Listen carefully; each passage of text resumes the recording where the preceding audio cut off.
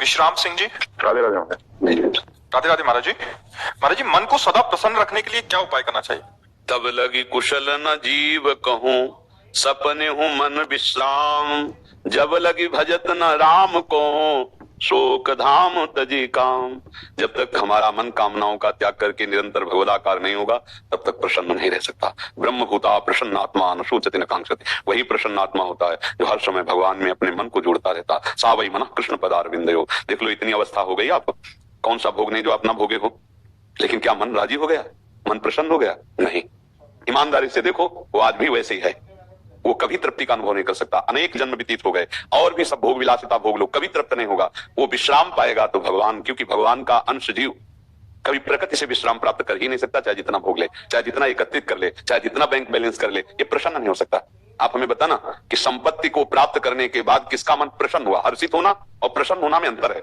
हर्षित हो गए तो शोकित होना पड़ेगा, लेकिन प्रसन्नता ये द्वंद्वातीत है, भगवदाकार है। आपने प्रसन्नता शब्द का ये केवल भगवान के चिंतन से ही होगा, ना बैंक बैलेंस से होगा, ना नाना प्रकार की भोग विलासिता से होगा। अशांति बढ़ती जाएगी जितना बैंक बैलेंस बढ़ेगा और जितना भोग बढ़ेगा।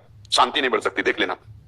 जितना भजन बढ़ेगा उतनी शांति होती चली जाएगी, जितना भोग भोगते जाओगे उतनी अशांति बढ़ती चली जाएगी। आप खुद अनुभव करके देख लीजिए। तो शांति प्राप्त करने के लिए, प्रसन्नता प्राप्त करने के लिए अपने कर्तव्य का धर्म पूर्वक पालन करते हुए नाम जप किया जाए।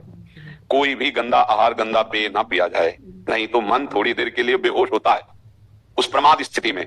तो उसी को तुम आनंद मान लेते हो। अभी आनंद जाना कहाँ? होश में चैतन्य होते हुए भी बेहोश रहना एक बड़ी अद्भुत स्थिति होती है, वो भगवान से प्राप्त होती है। आप भगवान के अंश हो, प्रकृति के अंश से आप कभी सुखी नहीं हो सकते हो। चाहे जितना प्रकृति को भोग लो, कभी मन प्रसन्न नहीं हो सकता। ऐसा लगता है कि एक चीज आज मन मांग रहा है, खा लें तो हम प्रसन्न हो जाएंगे, अगर ये हम भोग लें तो प्रसन्न हो जाएंगे। लेकिन जिसको तुमको सोच रहे हो कि भोग लें, उसको कोई भोग रहा है, लेकिन वो भी किसी और के लिए सोच रहा है।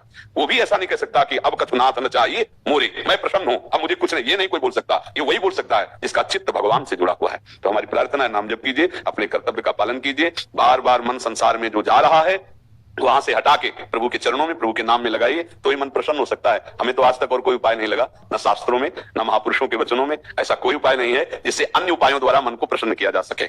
आप देख लो, ये किसी भी वस्तु को स्थायी नहीं पकड़ता। मन को देख लीजिए, आप जिस वस्तु से प्रियता मन दिखाएगा, थोड़ी देर के बाद, थोड़े दिन के बाद, थोड़े समय के बाद वो उससे हट जाएगा और दूसरे की तरफ देखने लगेगा। इसका मतलब है ये केवल फंसा रहा है, ये कहीं तरफ होने वाला नहीं।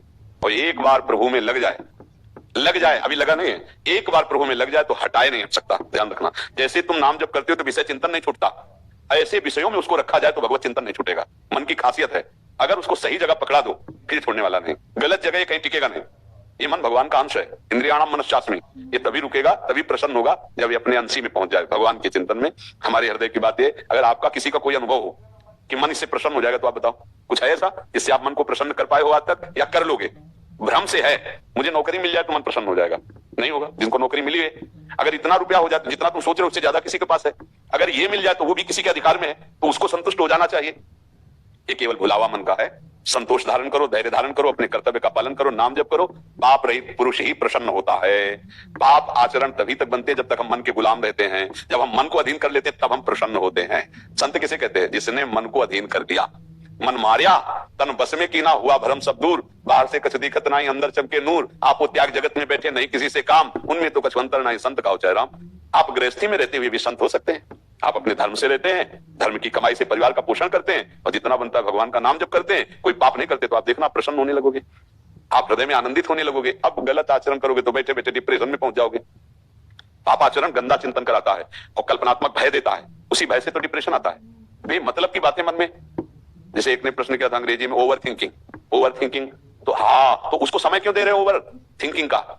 नाम जप में लगाओ। हमने एक दिन सत्संग में सुनाया था कि एक गुरुजी ने शिष्य को मंत्र बताया कि इससे तुम भूत सिद्ध कर सकते हो, भूत सारे कार्य कर देगा। तो उसने मंत्र को अनुष्ठान किया और भूत सिद्ध कर लिया। अब भूत प्रकट हुआ, उसने कहा मैं काम बताओ, तो जो काम बताते 1 मिनट में कर देता। तो कहा काम नहीं बताओगे तो तुम्हें उठा के पटक देंगे।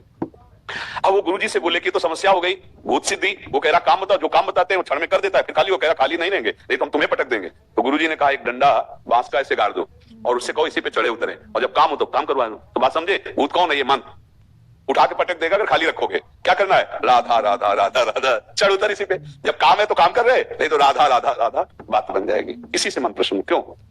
हाँ स्नेह जी यमुनानगर से। जय जय राधा वल्लभ श्री हरिवंश महाराज जी। महाराज जी, मेरी बचपन से ही साधु संतों के प्रति असीम श्रद्धा विश्वास और प्रेम रहा है।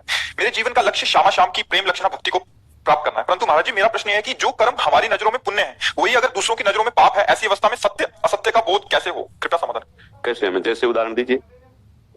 केवल कहने मात्र से हम नहीं समझ पाएंगे, आप उदाहरण दीजिए कि जैसे आपने ये किया और दूसरा उसे पाप कह रहा है, हमें बताइए आप।